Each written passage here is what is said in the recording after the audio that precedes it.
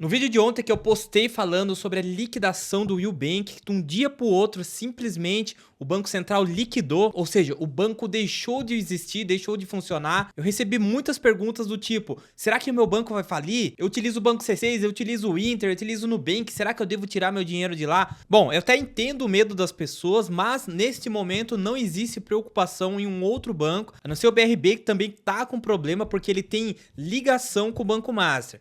Antes disso, deixa eu falar qual foi a sequência de fatos para que você entenda. Primeiramente, lá em novembro de 2025, o Banco Central liquidou o Banco Master. Depois apareceu o nome da Fictor também com problema, porque tem ligação com o Banco Master. Depois a Reag e agora o Bank também, que tinha sido comprado pelo Banco Master lá em 2024. Então, você pode ver que todas essas empresas tem ligação com o Banco Master, que está tendo um dos maiores esquemas de corrupção da história do país, que tem muita gente poderosa, tanto do governo quanto do judiciário. Então, realmente, a gente não sabe até quando isso vai dar problema. Agora, se você tem conta em banco digital, existem algumas coisas que você pode estar analisando no seu banco para ver se ele tem algum risco real, a não ser que tenha algo escondido aí que a gente não tem acesso. Então, ó, eu vou te mostrar aqui como que você pode entender a classificação do seu banco. Por exemplo, eu tenho conta em bancos digitais e em bancos tradicionais. Também o que você pode estar analisando no banco que você utiliza para ver se você pode ficar despreocupada. Primeira coisa que eu tenho para falar para vocês é o seguinte: qualquer banco, se existir uma corrida bancária, ele quebra. Mesmo bancos consolidados com mais de 100 anos, se todos os clientes tentar sacar o dinheiro ao mesmo tempo, o banco não consegue segurar. Agora, imagina um banco digital que é bem menor, tem menos capital. Realmente seria um problema gigantesco para qualquer banco se todos os clientes tentar sacar o dinheiro ao mesmo tempo. Inclusive até os bancos estatais. Se todo mundo tentar sacar o dinheiro ao mesmo tempo, não existe banco que segura. Inclusive tem uma série na Netflix que fala sobre isso, eu vou deixar nos comentários para você. E o Bank, por mais que não seja um banco tão grande quanto os bancos tradicionais ou até a Nubank da vida, era um banco relativamente relevante, porque ele tinha mais de 10 milhões de usuários, inclusive mais de 6 bilhões de reais em CDBs em depósito lá. Ou seja, mais esse dinheiro vai entrar para a conta do FGC para que eles façam o pagamento. O Banco Master era bem maior ainda, muito dinheiro envolvido. E já está circulando aqui que o prejuízo para o FGC, somando essas duas instituições, passa de 50 bilhões, sendo que o FGC tem na média de 80 bilhões de reais para cobrir esses investimentos. Então olha só o tamanho do BO que a gente está presenciando agora em 2026. Bom, basicamente, para quem não sabe, tem várias categorias de bancos: S1, S2, S3, S4 e assim sucessivamente.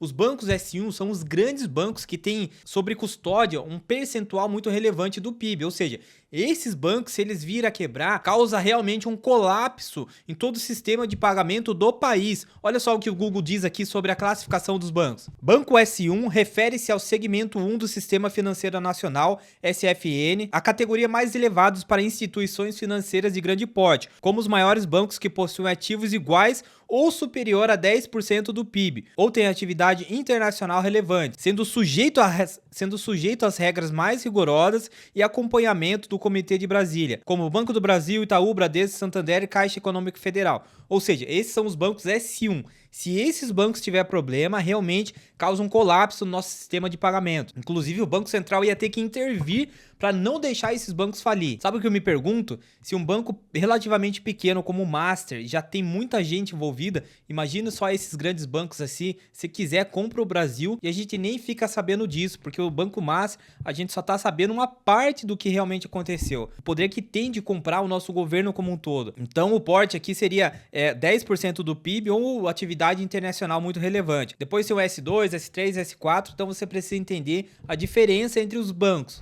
E olha só, existe um site muito legal que se chama Banco Data, que você consegue acompanhar alguns índices da instituição, do banco que você utiliza como sua conta principal. Pode ser Nubank, Itaú, Bradesco, PicPay, Mercado Pago, você consegue ver alguns índices para que você veja a saúde financeira daquele banco. Olha só aqui no exemplo do Itaú.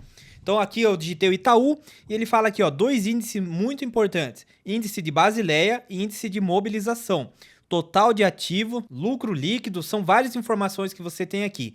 Mas o que significa cada coisa aqui? Olha só, vou até dar um zoom aqui, ó. Índice de Basileia determina a relação entre o capital próprio da instituição e o capital de terceiros, que é captações, que será exposto a risco por meio de carteira de crédito.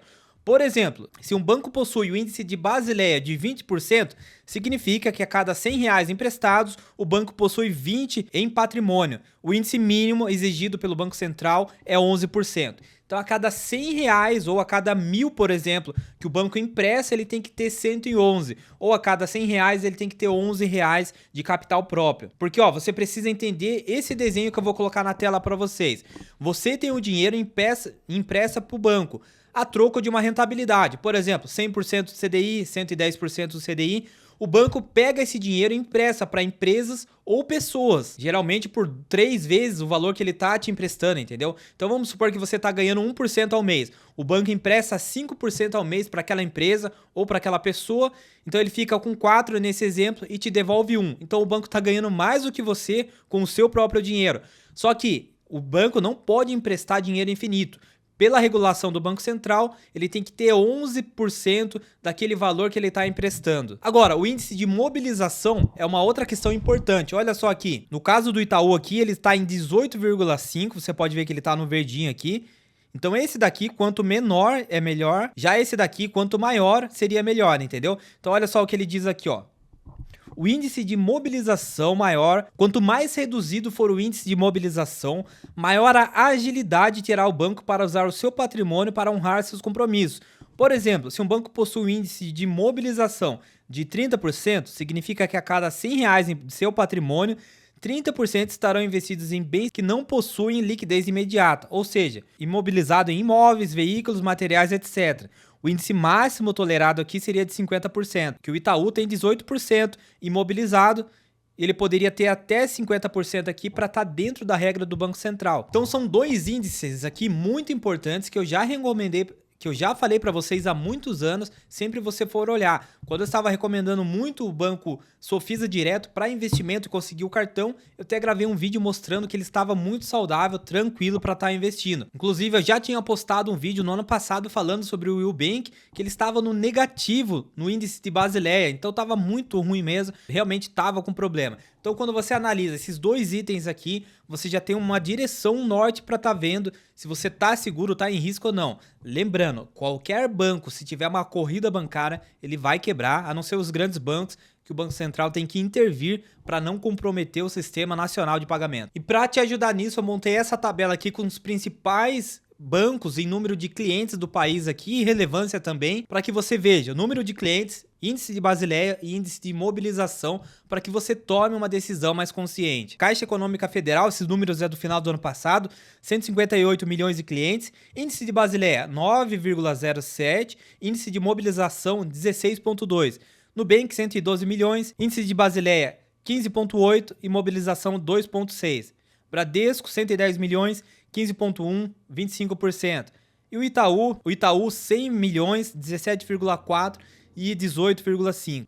E assim sucessivamente. Você pode ver que todos eles aqui estão dentro do exigido pelo Banco Central, então, a primeiro momento, não corre o risco. Agora, se houver um medo generalizado e os clientes começarem a sacar dinheiro dessas instituições, realmente pode ter problema. Assim como eu disse, qualquer banco, se tiver uma corrida bancária, vai ter problema sim. Bom, então é isso, pessoal. Cuidado para não cair em fake news.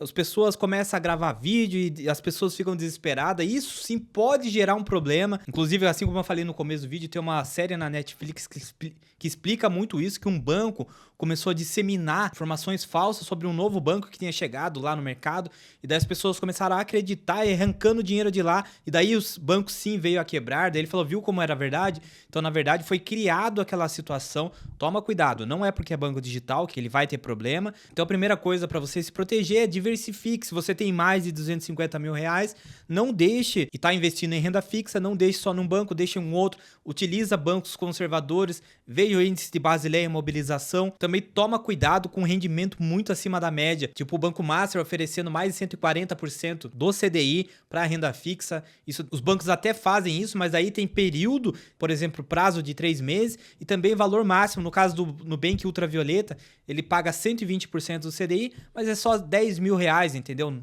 Não tem um limite maior para você estar ganhando essa rentabilidade acima da média. Então não tem perigo pensando dessa forma. Agora, se você está preocupado com a Receita Federal e quer manter a sua conta saudável, tem um vídeo aqui que eu ensino o que você não pode fazer na sua conta para que você evite ter problema com a Receita Federal no próximo ano.